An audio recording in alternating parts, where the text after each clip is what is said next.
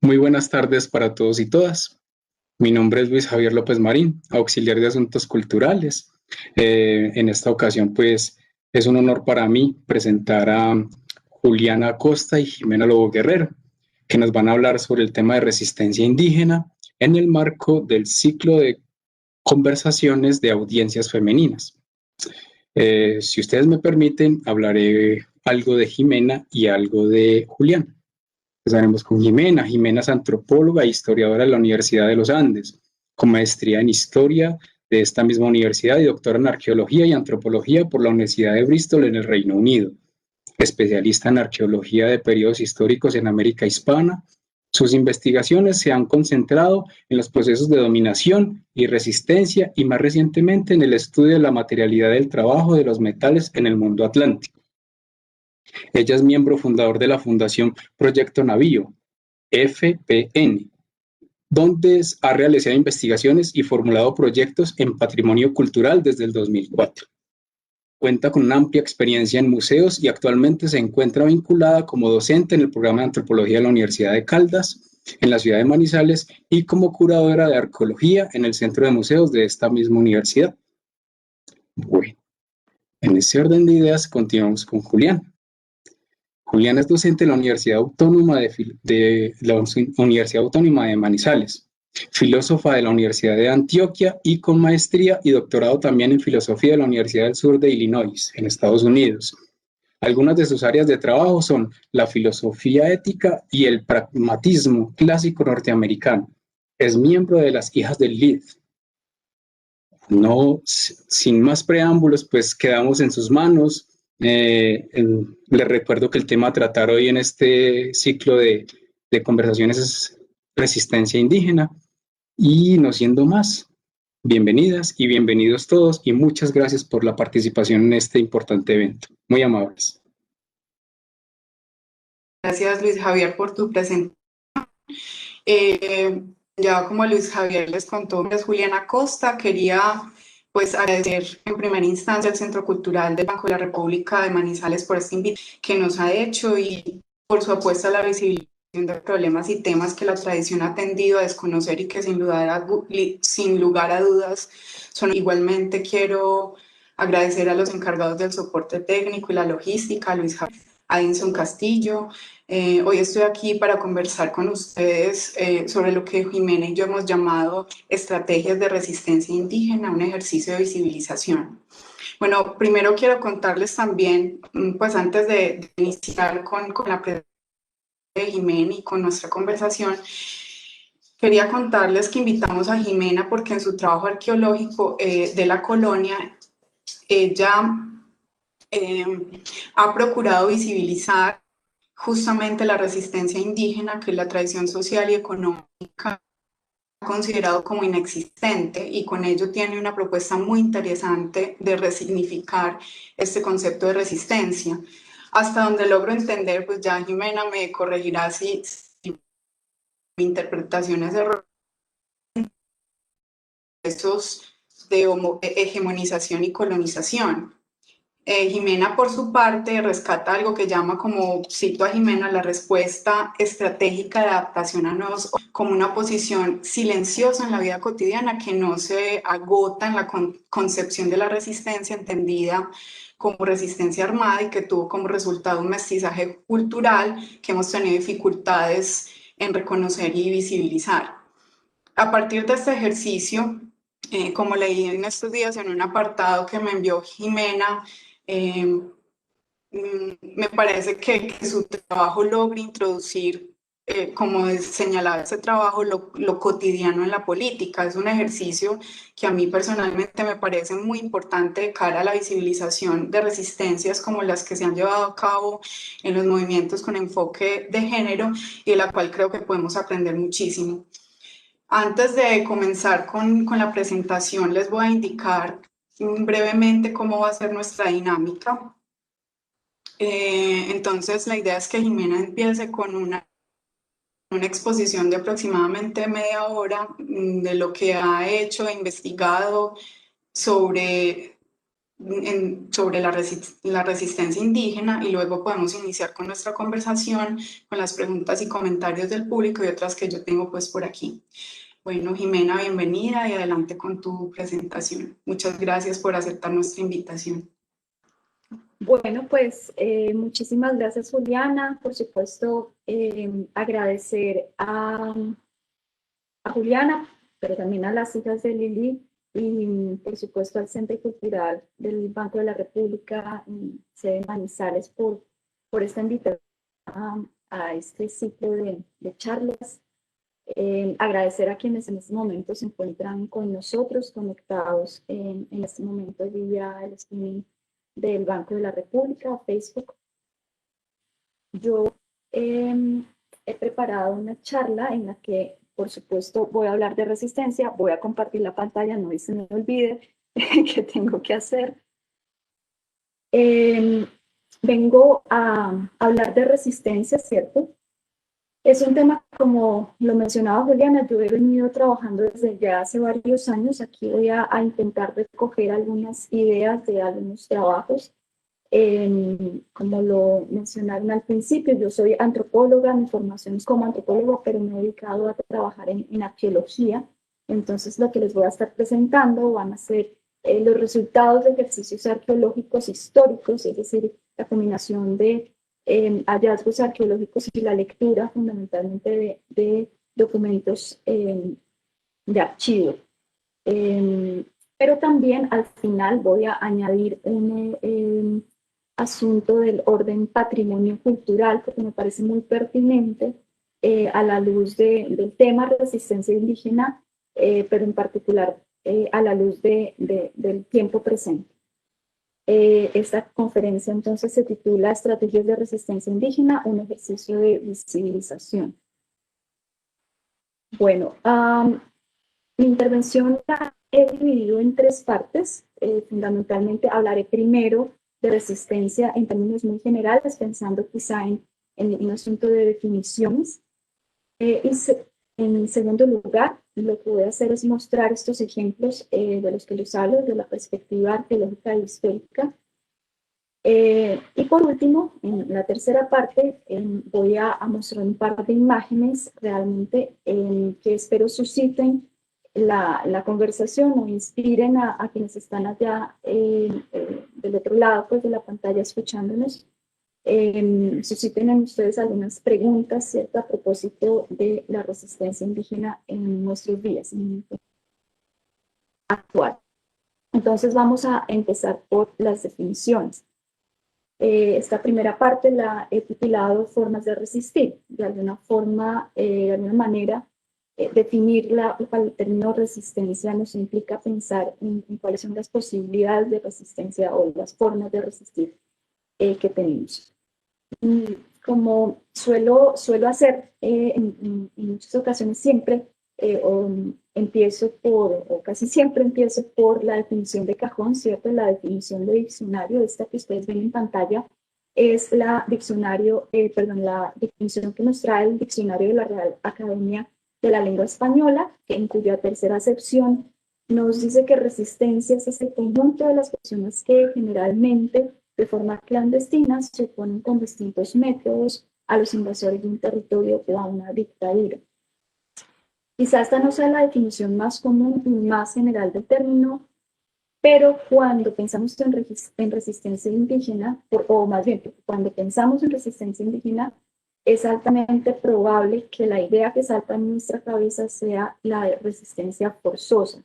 Es decir, esa resistencia bélica, como decía Juliana al principio, la que siempre tendemos en la que siempre pensamos, ¿cierto? Ciertamente si nos trasladamos al siglo XVI, porque pues yo voy a, por supuesto, hacer un ejercicio de carácter arqueológico, histórico, y eso nos traslada al pasado, ¿cierto? Nos vamos a enfrentar a un escenario muy violento. La guerra y por ende la resistencia que de ella derivó, al menos en el siglo XVI, en el momento de la conquista, nosotros lo que vamos a ver es que va a estar alentada, por un lado, por la sed de oro y por el otro lado, por la evangelización. En la mayoría de estas formas de resistencia, la violencia predominó, ¿cierto? Pero tenemos que entender o pensar que predominó en ambos bandos. En la guerra de Arauca, en el Reino de Chile, por ejemplo, las crueldades eran parte fundamental o parte del día a día. Fueron numerosos los empalamientos, por ejemplo, creo que aquí en Colombia también, que afectaron a los mapuches, y quizá el más conocido fue el que se le realizó a Tequicauhuplicán, pero por el otro lado, los soldados españoles también se estremecían con el sonido de las flautas que los indígenas fabricaban, los indígenas mapuches fabricaban con los huesos de las canillas de los españoles que habían sido capturados en combate. Entonces, de alguna forma lo que intento mostrar es que esa resistencia violenta, pese a que nosotros tendemos a verla desde el punto de vista dominante, ¿cierto?, español hacia el indígena, quizá hay que hilar un poquito más fino y pensarla en doble sentido.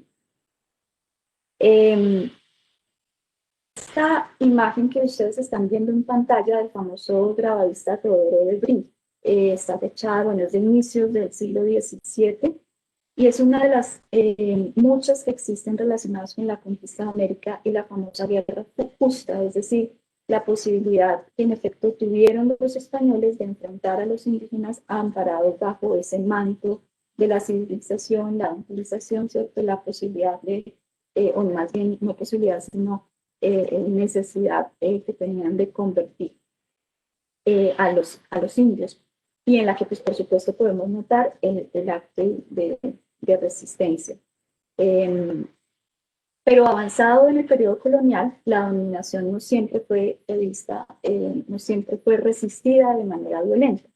Desde muy temprano surgen movimientos milenaristas que van a actuar de manera silenciosa a espaldas de los españoles, originando movimientos que cuestionaban la dominación hispana en un plano ideológico. Ustedes están viendo, no es precisamente el mismo, pero pues es para ilustrar. Pero el caso, digamos, o uno de los casos más conocidos en el mundo andino, el de Tatoncoy, o enfermedad del baile, pues así se le, digamos, traduce. En el Perú, en las últimas décadas del siglo XVI, los taquiongos eran los sacerdotes, los hechizores, sacerdotes o hechiceros incas que se decían mensajeros de los dioses indígenas o de las huacas, ¿cierto?, del mundo andino, y que iban de población al cristianismo para prepararse para el ritual de purificación que iba a llevar a la transformación de la sociedad. Este movimiento, pues, por tanto, preconizó el enfrentamiento de los dioses indígenas frente al dios cristiano, donde se suponía, pues, triunfaba el dios de los primeros, el dios de los indígenas.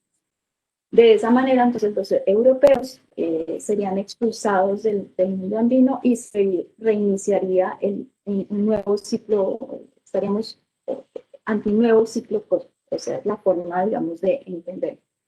Este movimiento mesiánico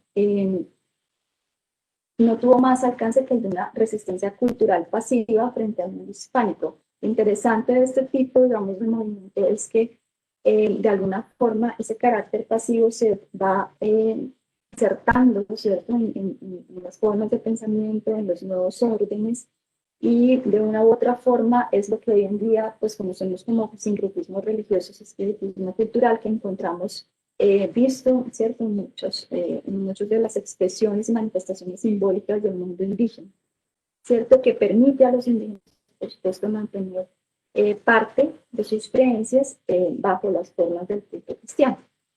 Entonces, lo que quiero decir es que la resistencia al europeo fue una constante a lo largo del periodo colonial que tuvo diferentes formas.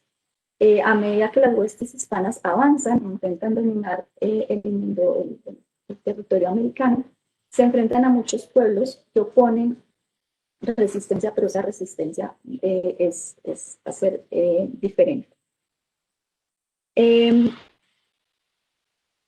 El asunto, entonces, del que yo me quiero ocupar en estos 20 minutos o un poquito más que hacen falta, es que ese rechazo, esa oposición se manifestó no solo de manera bélica, armada, como la que acabamos de ver, como la que todos conocemos y nos imaginamos, ¿cierto? Sino que también se ocupó de otros escenarios, se manifestó de diversas maneras, abarcando desde la simple resistencia pasiva incorporada en el quehacer diario de los indígenas hasta una resistencia más audaz, cargada de elementos simbólicos, de tácticas y estrategias que le van a permitir al indígena mantener vivas sus tradiciones. Vamos entonces a trabajar esta segunda parte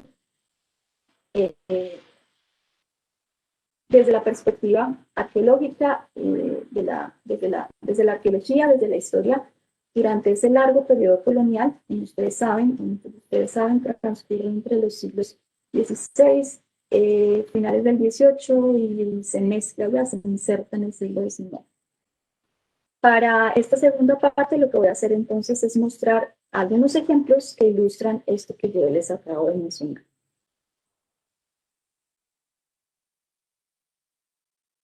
Gachantivá, la imagen que ustedes están viendo en pantalla, son las ruinas de Gachantivá Viejo. Durante el periodo colonial, Gachantivá fue un resguardo.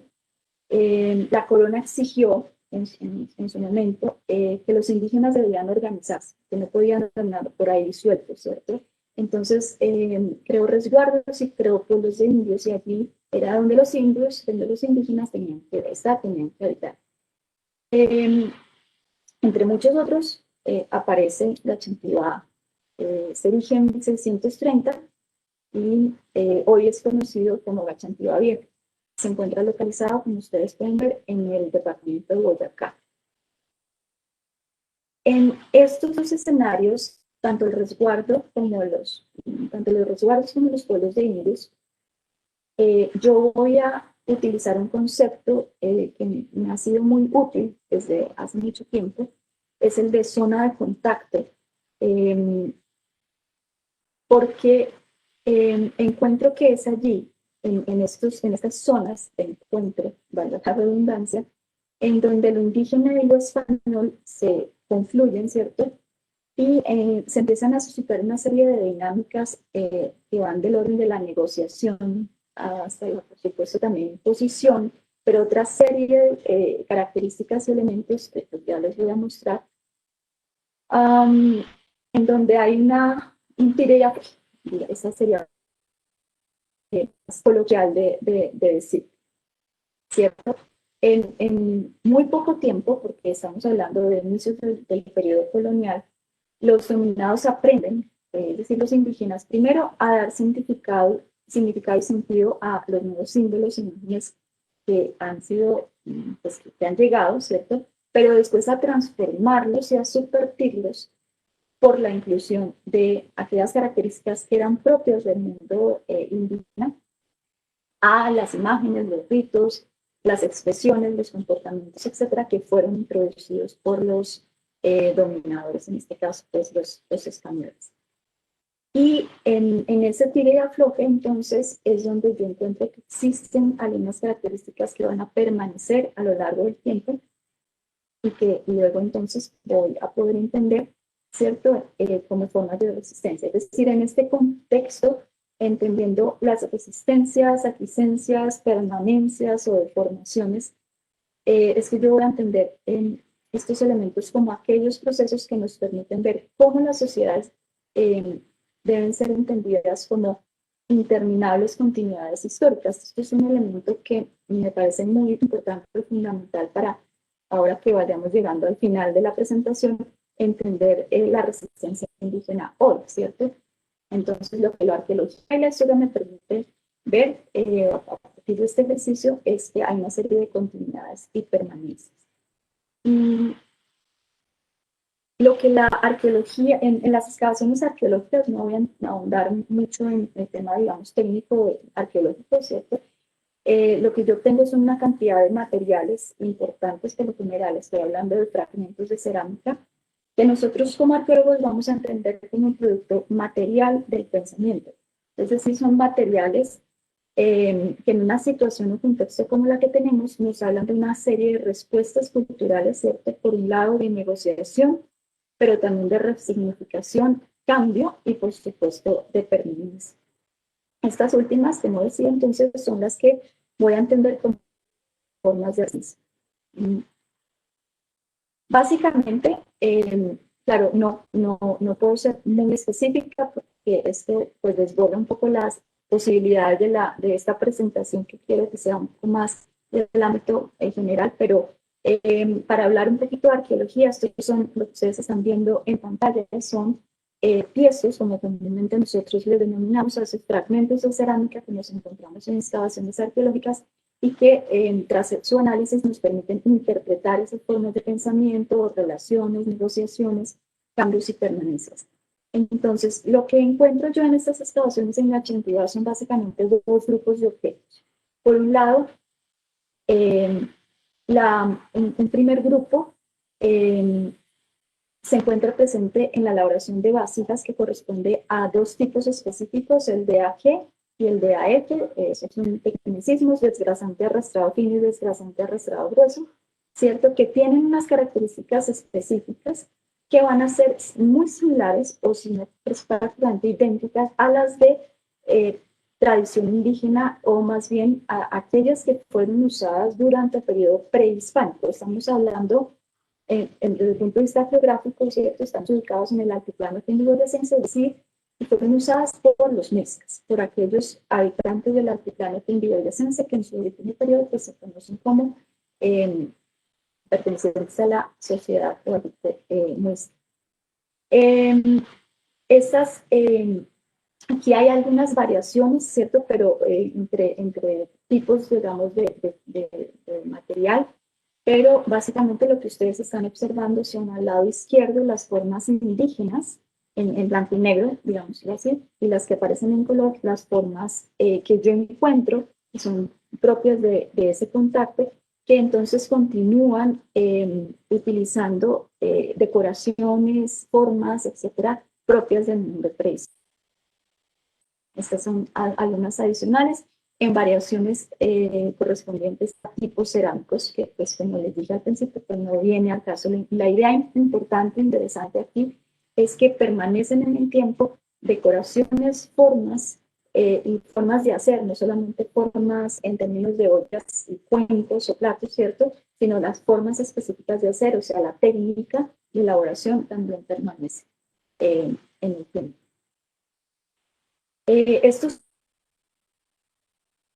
formas culinarias del menaje doméstico son ollas, jarras, areteros, pailas, en los cuales es fácil identificar la presencia de elementos con el estilo decorativa, principalmente, como ustedes lo están viendo, puntos, rayas y helechos, y la técnica de manufactura por rollos y modelado, que también se remontan al periodo prehispánico.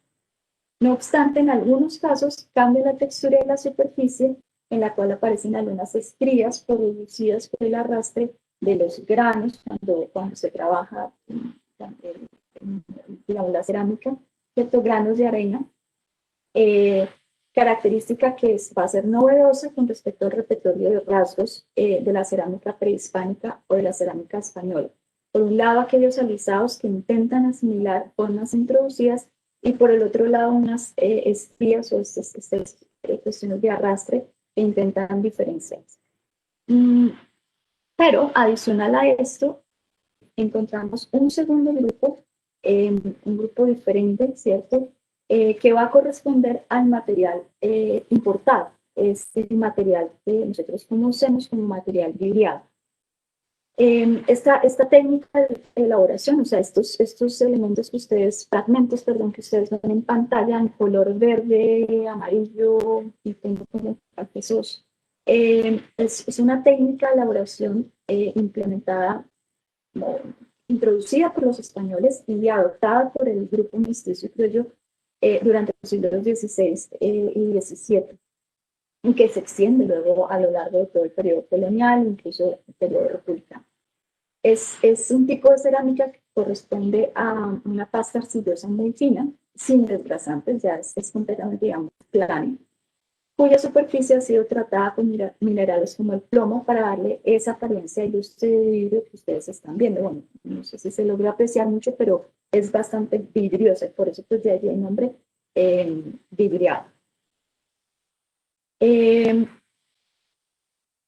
Estos tipos, esta forma de trabajar fue utilizada para elaborar principalmente bandejas, platos, tazas, cuencas y lebrillos.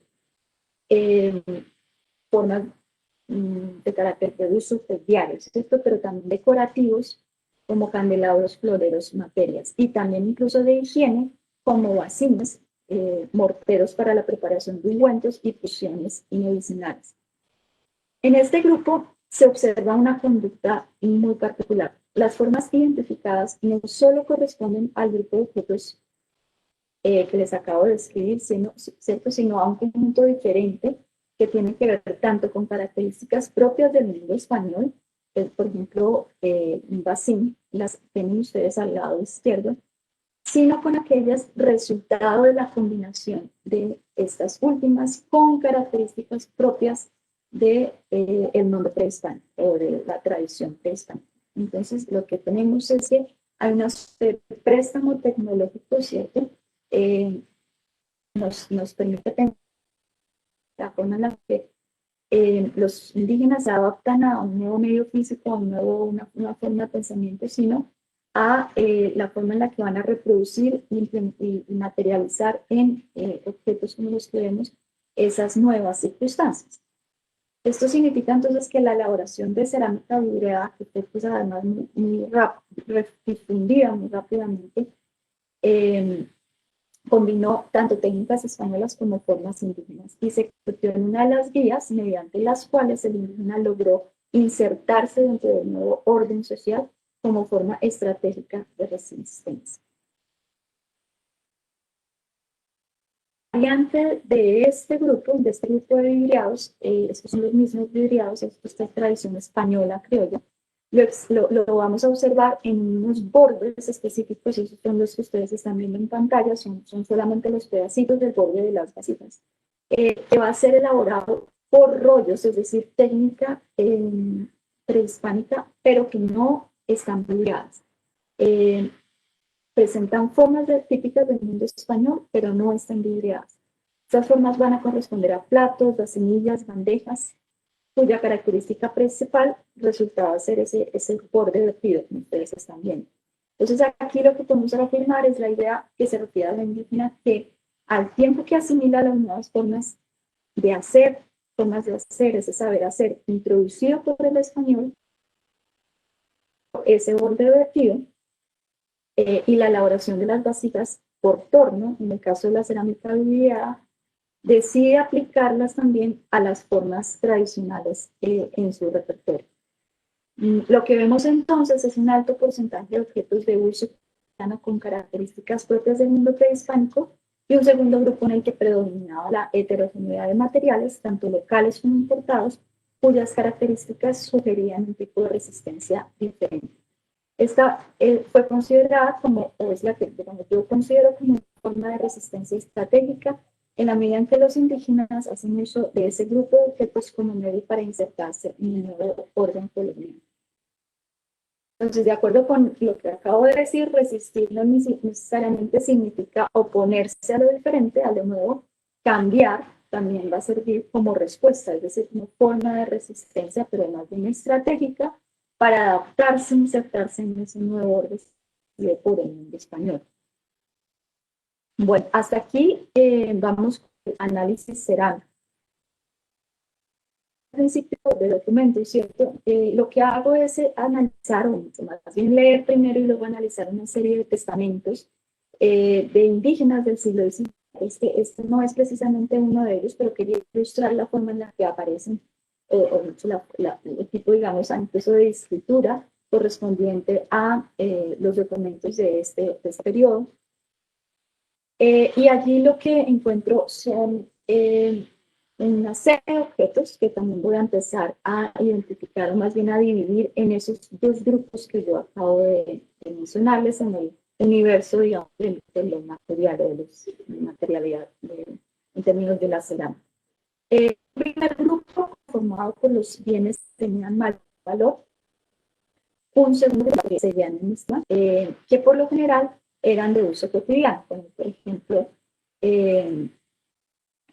la ropa, los muebles, las vajillas de plata, los adornos del cuerpo, pero que eran importados. Ese, digamos, sería como el primer grupo. Pero además, adicional a esto, un tercer grupo en el que se pueden, o yo pude reunir todos aquellos objetos que genéricamente aparecían denominados, sí, la denominación de trastes de poca consideración. A todos estos objetos, por lo general, es decir, las pepunas, a las vasijas, o a un banco, a lo que ustedes imagínense, objetos del mundo cotidiano, por lo general se les atribuía o relacionaba con un calificativo como viejo, usado, angosto, quebrado, con lo cual pareciera que no hubiesen tenido mayor importancia. Por ejemplo, una india, Francisca Guevara, indígena del pueblo de Fukime, declaraba tener, y abre comillas, un pedazo solar en el que vive, 2 casas, una con llave, otra sin ella, 2 mantas y otros trastes de poca consideración. Otra indígena de Coro tiene por bienes suyos, abre comillas, una manta blanca que es nueva, que le costó 5 pesos, una camisa que tiene labrada las mangas de hilo azul, que es de Ruan, esta camisa, con otra manta blanca delgada que tiene una cobija que se ve a Isabel su hija. Cierro comillas.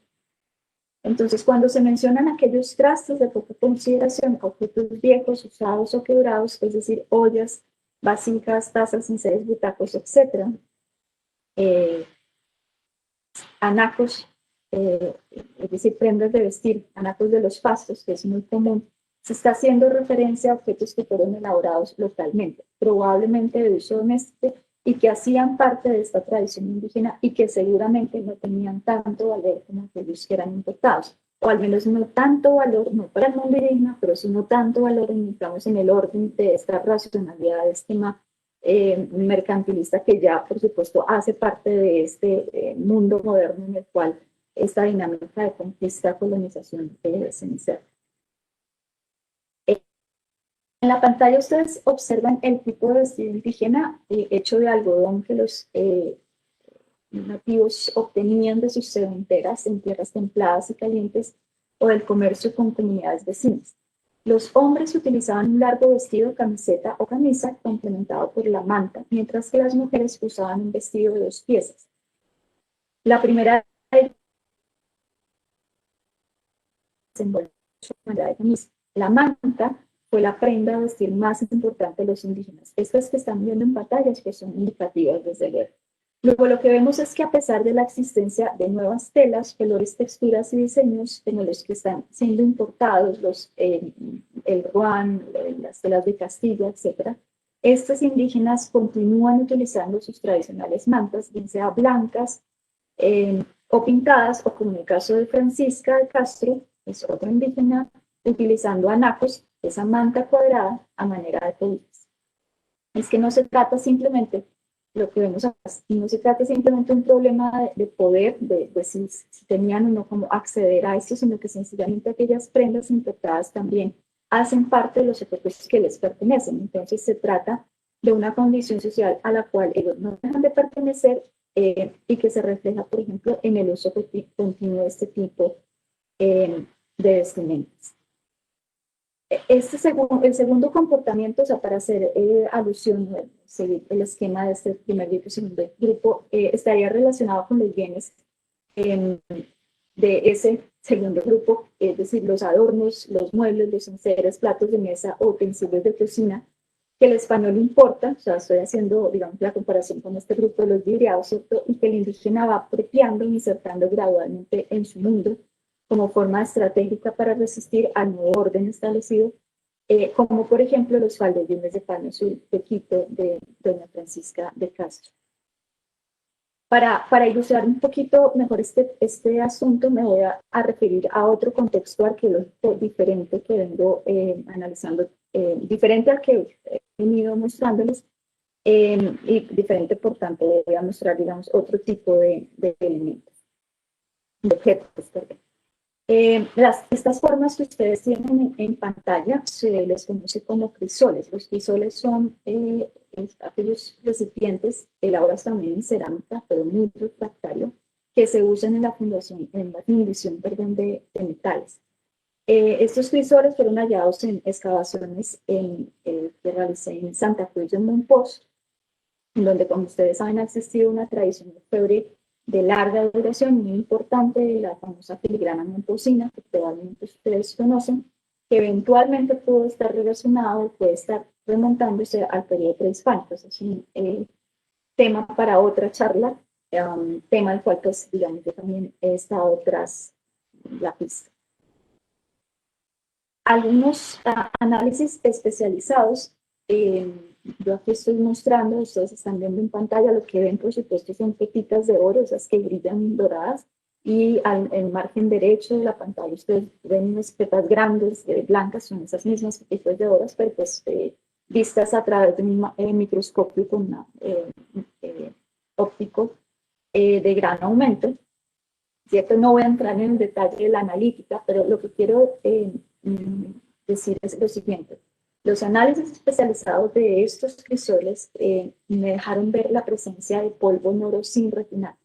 Rápidamente sucede que en el periodo colonial, por supuesto, todo el oro que era extraído de las minas de beta, tanto de beta como de aluvión, debía ser pintado, es decir, debía pagar un tributo. La corona lo tenía fiscalizado, ¿cierto? Este oro que yo encuentro en nuestros crisoles no pasó por ese proceso de quintaje. Digamos, ese otro oro tiene unas características diferentes. Este oro que yo estoy viendo acá es el que sacan directamente del río, ¿cierto? No, si bien sería difícil o imposible básicamente saber si los orfebres estaban trabajando habitualmente con oro que no era pintado, es concebible que pudieran obtener ese oro directamente de los mineros, tanto indígenas como africanos, ¿cierto?, que trabajaban en minería aluvial. Digamos, hubiese una comunicación directa. Lo que sucede es que estos crisoles que yo estoy analizando están reforzando la afirmación, al menos así lo he constatado. Es decir, a pesar de los intentos de los españoles de analizar, controlar y grabar todo el oro en circulación y la probable disponibilidad de plata, los orfebres continúan obteniendo el oro aluvial, los orfebres indígenas, mestizos, españoles, es decir, polvo de oro, polvo sin refinar. Es muy probable que este tipo de oro tuviera cualquier forma importante fuera la base del contrabando y del tráfico ilícito, cuestión que pudo leerse en el proceso por el incautamiento a José Sosa, un hombre pardo, a quien en 1690 le fue confiscada una pequeña petacilla, es decir, una caja de madera. Este documento pues lo trae a colación para precisamente hacer como establecer allí una relación, un punto de comparación con estos otros documentos de los cuales yo venía hablando.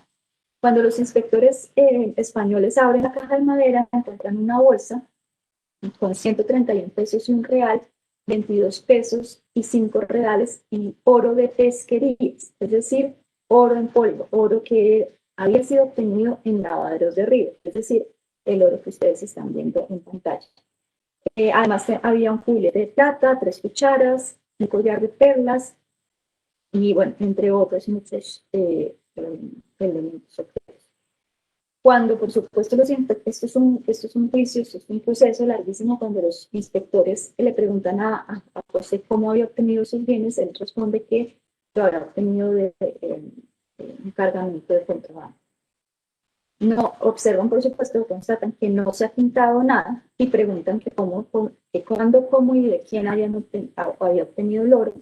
Y a esas preguntas José responde que el oro en polvo provenía de las bogas del Magdalena, es decir, de los indígenas y los africanos que transportaban el oro y que probablemente lo estaban obteniendo de la beta de la fuente directamente. Luego los inspectores confiscan todo y luego subastan todo. La fundición de pepitas de oro aluvial, ¿cierto? La fundición de oro, proviene del bateaje es una actividad que se continúa en nuestros días, pero que hunde sus raíces en el pasado precolombino y que sobrevive en el periodo colonial y que, por cierto, entonces también puede ser leída en clave de resistencia. Es bien interesante cómo, habiendo hoy en día, ¿cierto?, cualquier cantidad de técnicas para la explotación minera, hay muchas comunidades a lo largo y ancho del territorio colombiano que se dedican al bateaje en exclusivo. ¿Por qué? Es una pregunta, digamos, que yo abro, dejo allí porque me parece muy interesante leer estos procesos de larga duración en clave de resistencia. Diríamos que el nativo no permite ser olvidado o invisibilizado en un mundo en el que predomina lo nuevo y lo exótico. O sea, tenemos crisoles traídos, tenemos posibilidades de realizar trabajo en función de diferentes formas, pero el indígena lo sigue haciendo de la manera en la que lo suele hacer. Las ideas que acabo de exponer son la forma alternativa que nos al principio de cómo entender la resistencia indígena a la forma alternativa. Los datos en general no aparecen porque sí, son el resultado, es decir, los objetos, ¿cierto? No aparecen en el registro tanto arqueológico como histórico porque sí, sino son el resultado de necesidades en su momento, ciertas necesidades concretas de quienes los crean y se convierten en recipientes de sus pensamientos y sentimientos.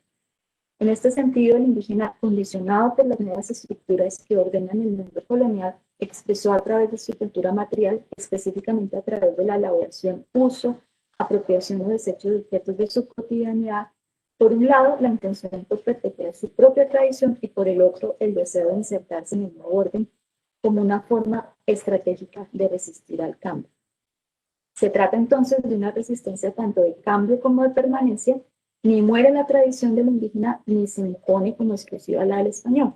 El ingrediente de cambio dentro de sociedades tradicionales con un continuo histórico específico, tal y como se nos presentan en las sociedades prehispánicas del altiplano o estas en Santa Cruz de Monpós, se convierte en un ámbito de estudio en busca de respuestas cuando dicha trayectoria o continuidad es interrumpida. Estas respuestas, que aquí son de tipo cultural, son las que he interpretado como formas de resistir, formas alternativas de resistir. Entonces, así, aparte del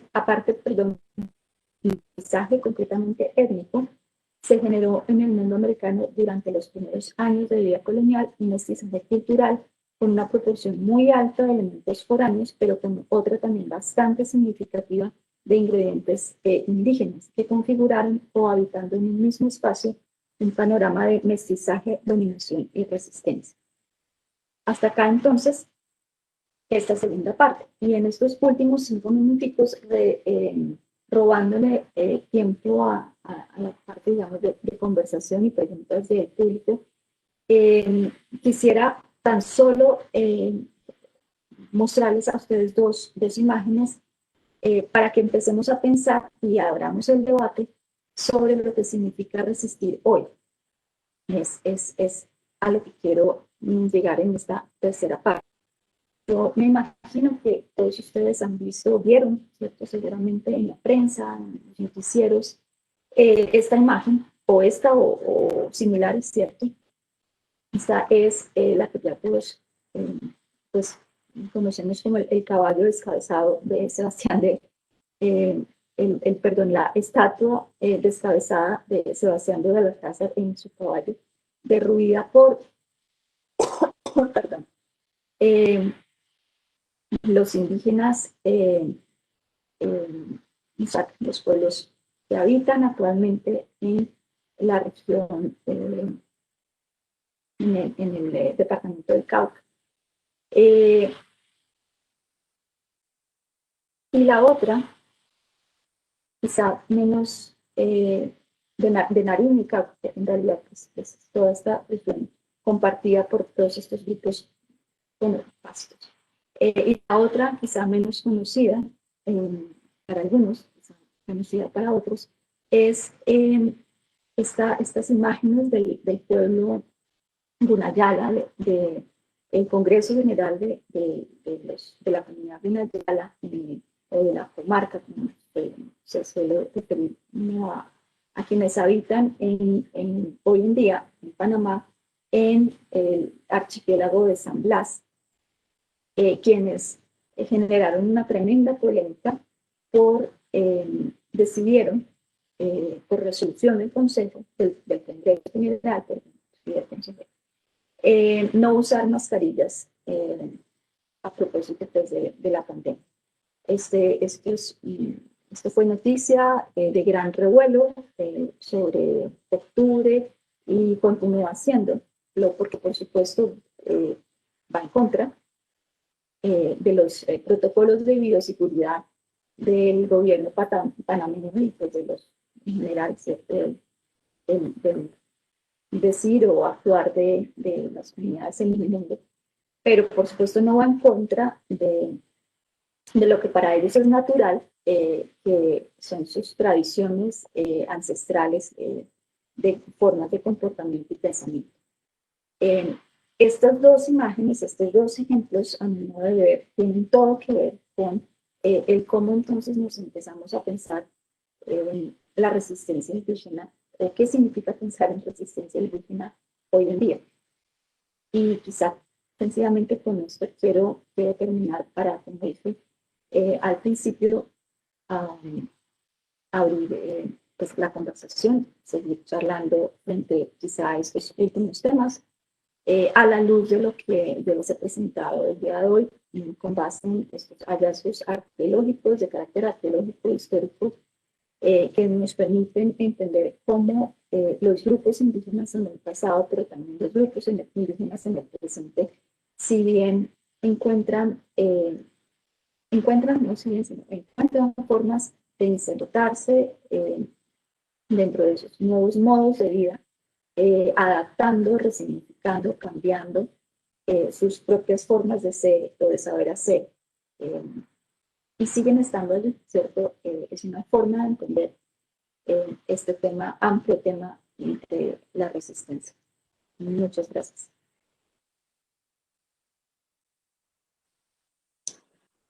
Muchas gracias a ti, Jimé, por esta presentación sobre pues, la historia de la resistencia indígena. Te quería pues expresar la primera pregunta que tenemos, que es que la hace una de las hijas de Lilith, Marcela Castillo. ¿Me escuchan bien? Espero. Ella pregunta que tú qué opinas de la apropiación cultural, porque pues a muchos de nosotros nos ha quedado incógnitas de qué tan apropiado o inapropiado es incluso utilizar accesorios indígenas, o sea, ¿cuál es la percepción de este tipo de apropiaciones? La apropiación cultural, la que nosotros hacemos de los objetos del mundo indígena, digamos, la que los otros, si entendemos esta relación entre el otro y nosotros, ¿cierto? Ellos, los indígenas como el otro y nosotros como nosotros. Sí, esa es a la que tú te refieres. El hecho de que usemos, yo no tengo hoy, algunos me están viendo, creo, no tengo hoy Eso, ahí ya te miramos. ningún adorno o aditamento indígena porque suelo usarlos. Sí, esa a la que tú te estás refiriendo, o Marcela.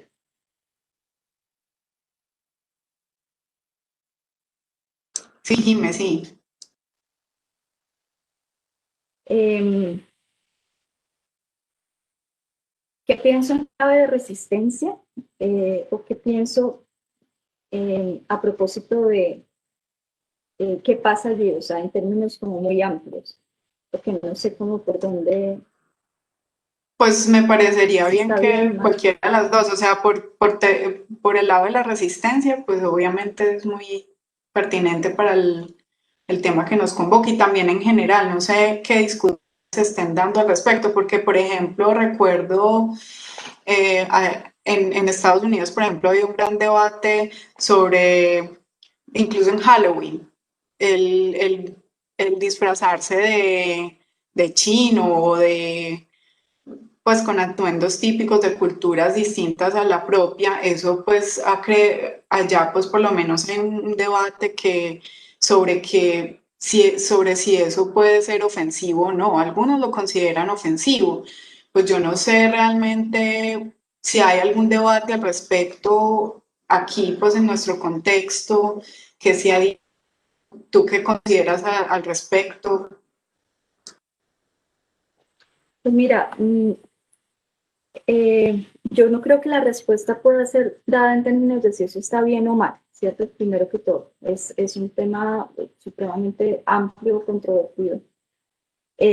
Luego, desde mi punto de vista, lo interesante, o sea, el acto, ese acto cultural de el tema, como le dice, me menciona Marcela, de apropiarse de una serie de elementos, objetos de un mundo que se supone no nos pertenece, más bien se inscribe, o yo lo inscribiría dentro de no sé, una interesante respuesta cultural de visibilización, ¿cierto? Que nos habla, pues, entre otras cosas, de una forma diferente y en tercera persona de resistencia, porque finalmente, si me pienso, ¿quiénes son los que usan o estamos usando estas, no sé, chaquiras, alhajas, o si tiene como una camisa que tiene una mola, ¿cierto? O ese tipo de...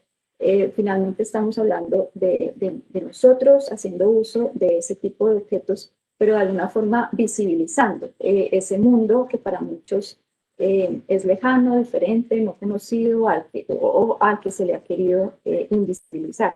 Entonces, lo que a mí se me ocurre pensar es que hay allí una interesante forma de respuesta frente a la posibilidad o la, digamos, en términos históricos, el resultado que pudo haber, el resultado, digamos, negativo que pudo haber llegado a tener el hecho de que ese ejercicio de representación, de uso, de apropiación cultural no se haya dado, porque, digamos, pudo haber pasado que sencillamente si ese tipo de dinámica no se hubiese empezado a suscitar, porque aparte es algo que se ha venido dando con mayor, no sé, fuerza en los últimos tiempos, seguramente seguir utilizando, seguir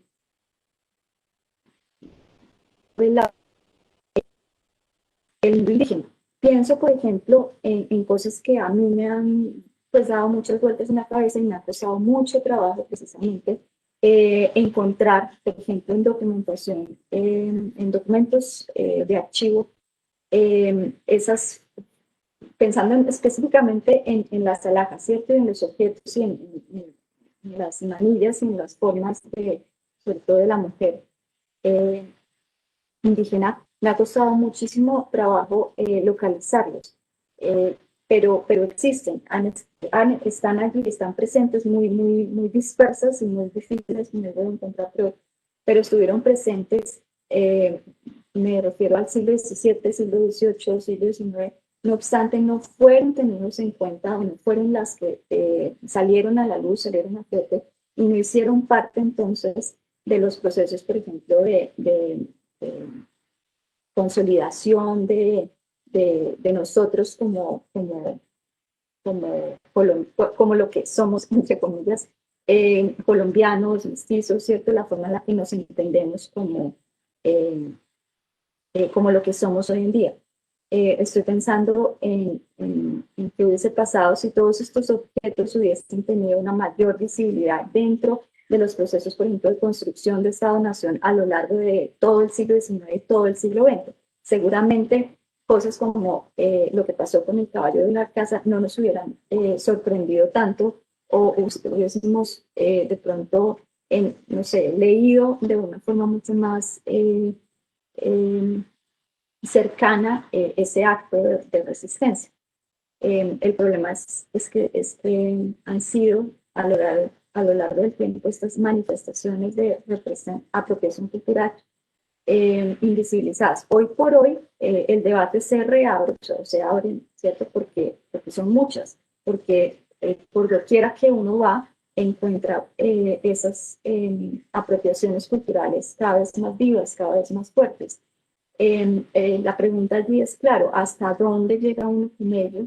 ¿Cierto? Hasta dónde en efecto se trata de un proceso de visibilización genuino, no sé, legítimo, de nosotros para con el mundo indígena. Allí es donde yo pienso que existe de pronto el encuentro problemático, porque muchos de estas apropiaciones se han tomado de manera de pronto muy libre, muy abierta, y es algo que ciertamente choca a las comunidades indígenas, ha tocado a las comunidades indígenas, porque no es la forma, por supuesto, en la que ellos entienden esos objetos que los representan. No son las formas típicas de uso o de elaboración, etc. Bueno, te voy a hacer otra pregunta que nos envían por el Facebook, por el chat del Live, y luego te voy a hacer otra preguntita yo, antes de seguir con las del público. Profesor de filosofía de la Universidad de Caldas, él es miembro de la comunidad Kamsra y nos hace la siguiente pregunta.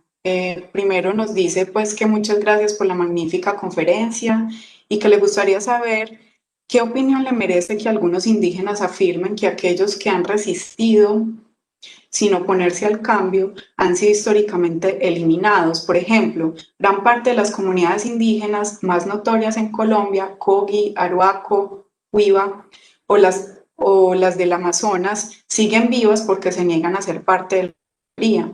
En otras palabras, ¿le parece razonable que la resistencia indígena de hoy deba ser sin oponerse a la sociedad mayoritaria? Qué interesante, excelente pregunta. Claro, yo muestro a partir de lo que encuentro una, como dije, forma alternativa de resistencia que nos habla precisamente de todo lo opuesto a lo que la pregunta entiende formular, porque precisamente lo que yo allí veo son formas más no sé, consensuadas, ¿cierto? Eso hablo de estrategias, quizá algunas más directas que otras. Es una forma menos agresiva, directa o de confrontación directa de resistir. El mantenerse, pienso que, o sea, el mantenerse y oponerse de plano, de lleno, digamos, confrontar con todas las de la ley cualquier tipo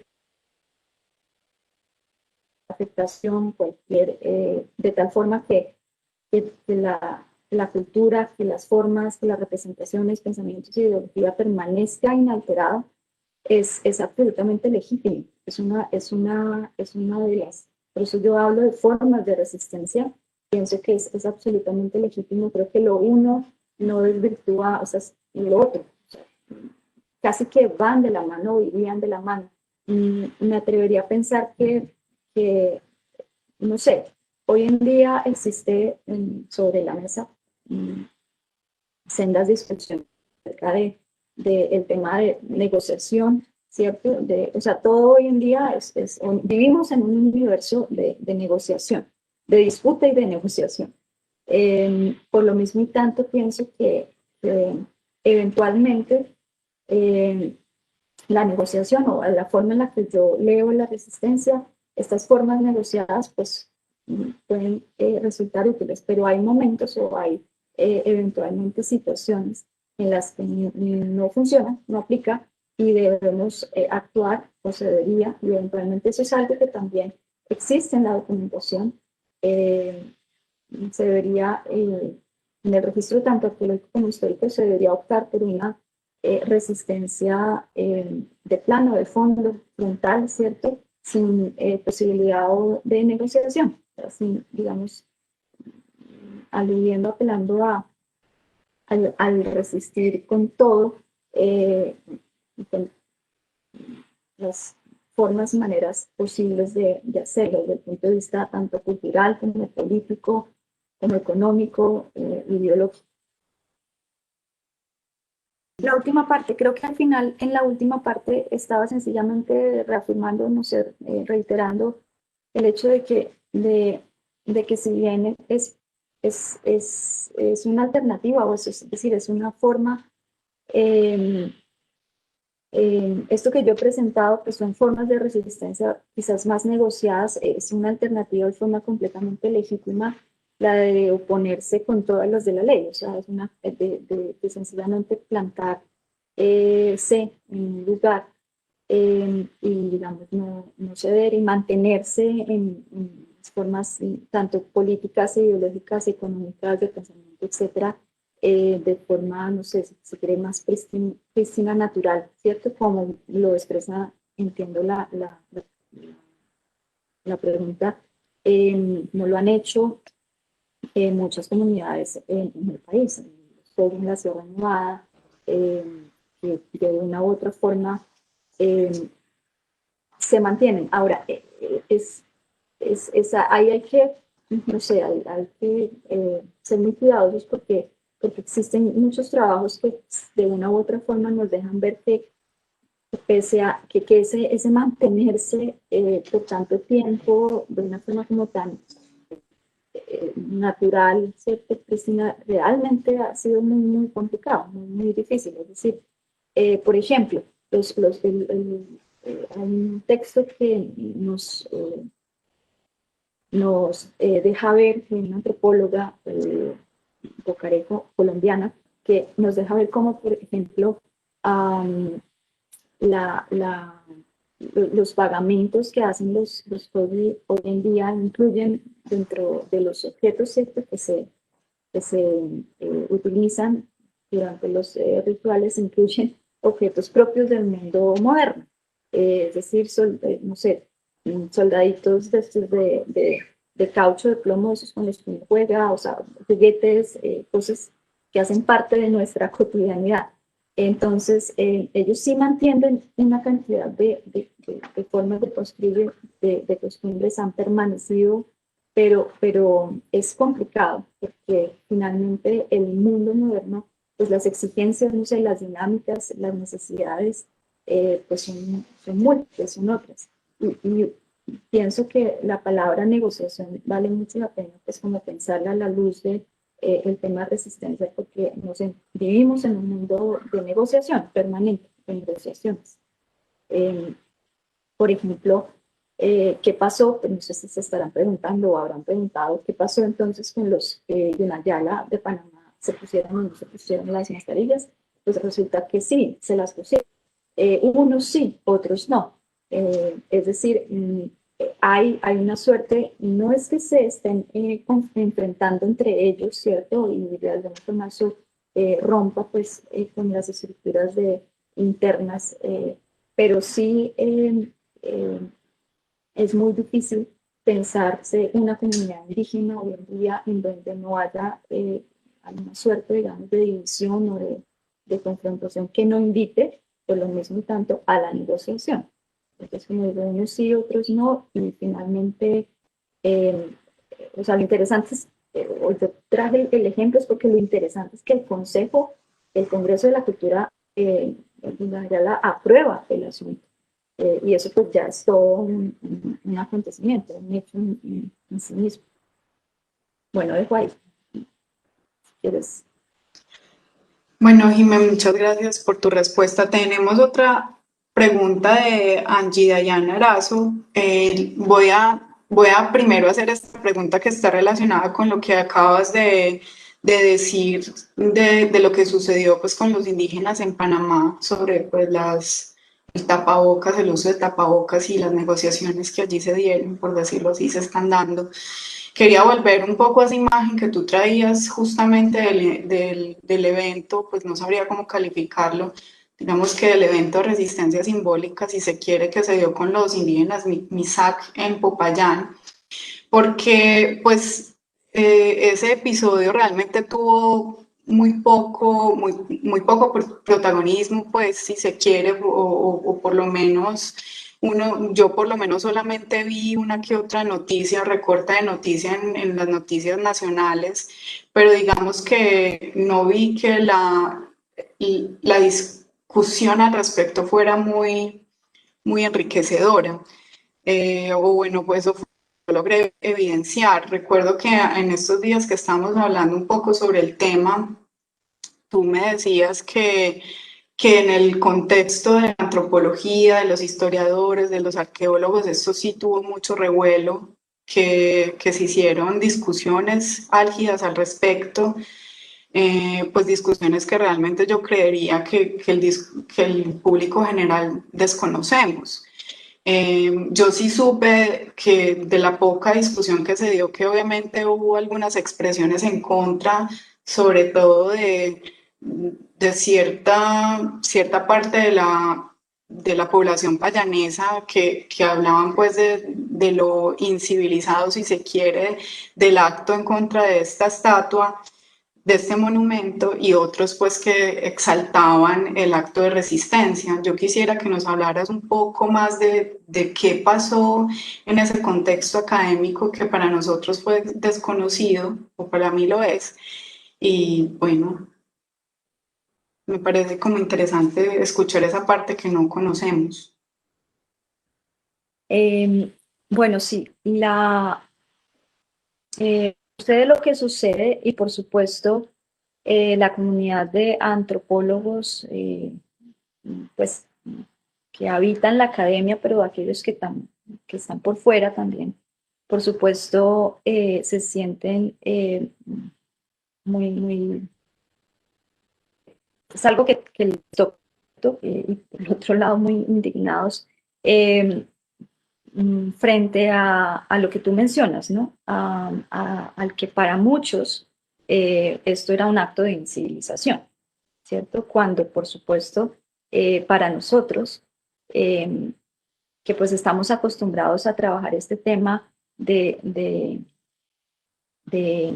relaciones entre el otro y el nosotros, o sea, de reconocimiento, de estrategias de visibilización y invisibilización, pues esto era un acto de resistencia más, nada más. ¿Y qué pasa? Pues como para responder tu pregunta puntualmente, un revuelo en redes es la cosa más bárbara, por un lado, porque pues hay que decirlo así, es por supuesto,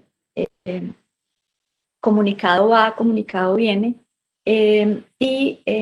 como, bueno, saben o no sé si saben, pero hay un organismo en el país, es el Instituto Colombiano de Antropología e Historia, que se encarga de regular estos temas, ¿cierto? De atender este tipo de situaciones. Hay una suerte de pronunciamiento, aunque por muchos también de nosotros criticado, porque pues, de pronto no fue el más incisivo. Ellos se dirigen al sitio, ellos empiezan entablan, digamos, contacto y conversaciones directas con el grupo, la comunidad, pero no solamente la comunidad indígena, sino la comunidad en general, para precisamente tratar de empezar a hablar y a negociar, porque esto es un tema de negociación, de disputa, de enfrentamiento, de confrontación, por ende de negociación. O en clave pues de resistencia, por supuesto. Se organiza, yo tengo conocimiento que en la Universidad del Cauca se organiza un grupo interdisciplinar para precisamente atender el tema, porque pues a partir del cabezazo que sufrió la estatua, de ahí en adelante una cantidad de cosas como que luego ya querían entrar maquinaria al sitio para poder aplanar, digamos, recomponer y volver a poner la estatua, pero eso significaba alteraciones y resulta que no pueden estar haciendo eso porque justo en parte, digamos, la discusión aquí es que justo este monumento está enclavado en un túmulo funerario, es decir, allí hay un sitio indígena, hay un sitio arqueológico que pues tiene que ser preservado de acuerdo a los parámetros, principios de patrimonio arqueológico que rigen en la nación. Entonces, se reúnen en la Universidad del Cauca, pero a su vez, para discutir y pensar, bueno, ¿qué se va a hacer? Pero a su vez existe, al menos, esto pues está aún como en stand-by, pero sí existe en este instante una especie de mesas de diálogo, será, o de mesas de análisis, o yo qué sé, que van o están preocupadas o pensadas para atender los diferentes frentes del asunto. Y se ha convocado a las diferentes universidades en el país para pensarse el qué hacer, cómo, es decir, cosas tan básicas como si dejar o quitar, o sea, volver a poner o dejar sencillamente así, o hacer otra cosa, o hablar con la comunidad y decir, bueno, qué es lo que pasa, qué es lo que quieren, etcétera, etcétera. Entonces, el qué pasa, qué pasó, qué está pasando es eso, es que entramos en un estado de negociación, porque finalmente estos actos que son, como tú bien lo has dicho, simbólicos, no son otra cosa que actos, pero que en últimas a lo que nos llevan es a otro tipo de momentos o de dinámicas que son aún más importantes que el acto mismo, que son las que derivan de ese momento. Y es lo que va precisamente a pasar de aquí en adelante, porque pues detrás de la tumbada del caballo hay todo un tema de pelea de larga duración que los indígenas de la comunidad Misak llevan dando desde hace, como digo, mil de tiempos. Peleas de orden territorial, político, económico. En últimas, muchas, o por lo general, es decir, si uno hace un mapeo, o sea, si uno hace un barrido del territorio colombiano y estudia, yo no soy la más experta en este asunto, digamos, actual, ¿cierto? Comunidades indígenas actuales, pero si uno hace un barrido general de cuál ha sido el núcleo alrededor del cual giran los problemas o los asuntos de resistencia indígena en el presente, nos damos cuenta que tienen que ver con al menos dos cosas: el territorio y de ahí pues derivado o de la mano los recursos naturales, es decir, la tierra y el agua, y lo que contiene la tierra, están al centro de las discusiones. Y pues por supuesto, si escarbamos un poquito más, esos son como los temas que seguramente se van a dar y a trabajar en estas de negociación, porque pues ellos van, o con toda la razón de ser del mundo, a por la restitución de tierras y de la conservación del medio ambiente. Son cosas, digamos, más que obvias y naturales, completamente legítimas, por supuesto.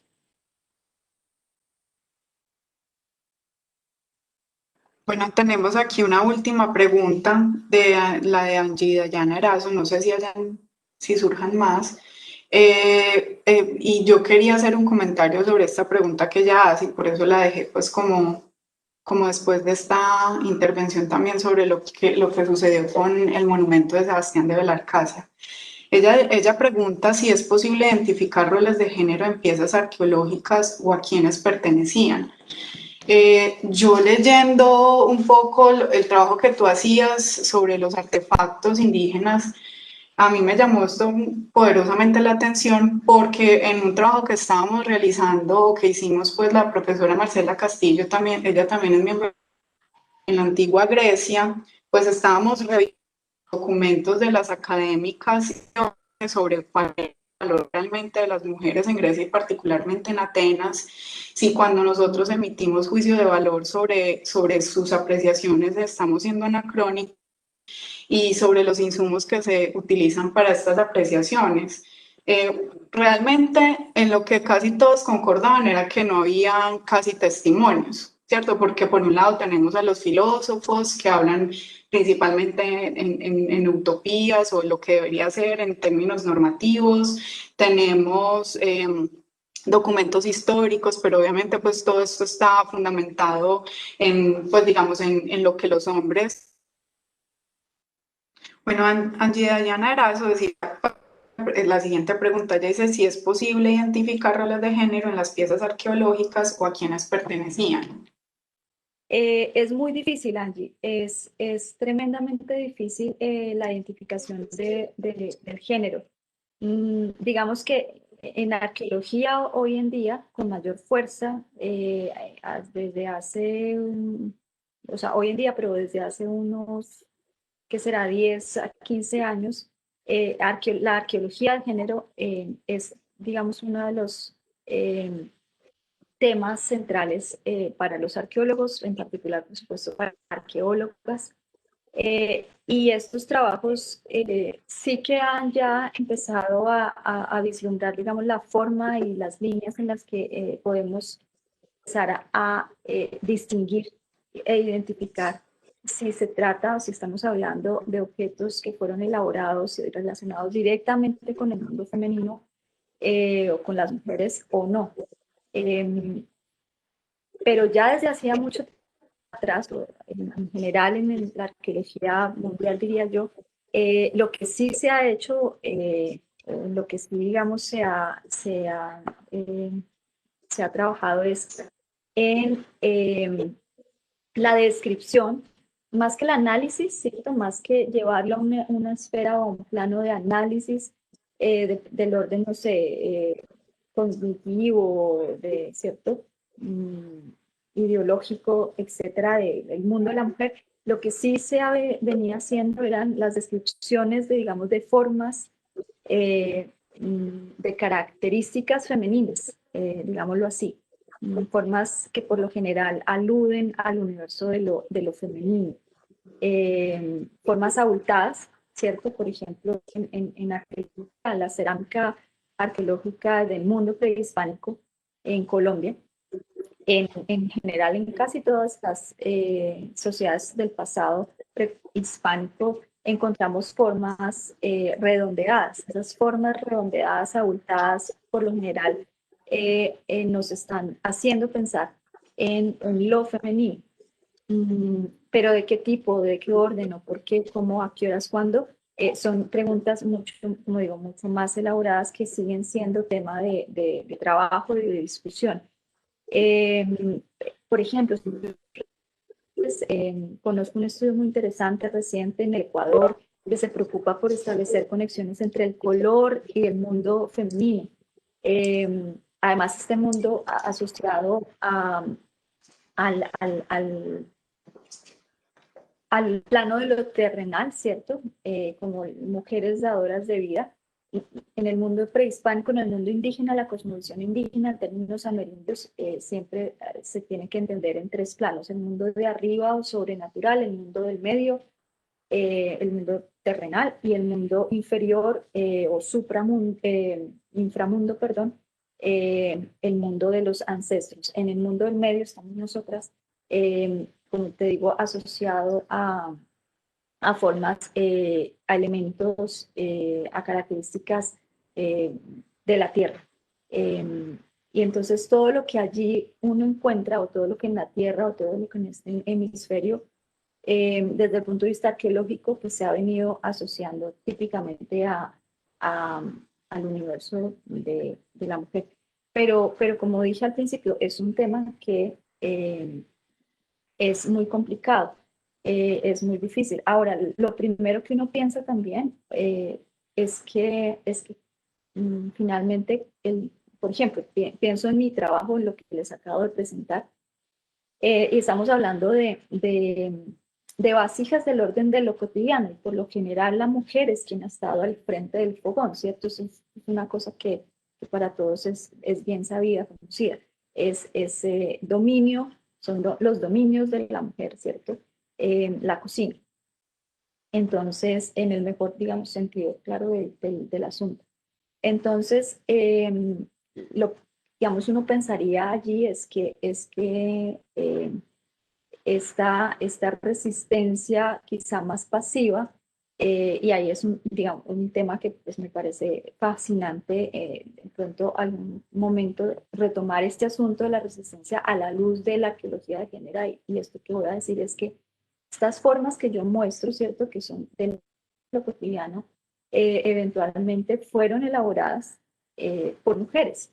Y entonces, ¿esto qué nos está diciendo a propósito de estas formas alternativas de resistir? Estuvo en manos de las mujeres precisamente esta posibilidad de decir no, o de definir y decidir de qué manera, ¿no? Quizás no decir no, pero definir de qué maneras que nosotros vamos a actuar, ¿cierto? A ser parte o estar presentes en este nuevo orden colonial.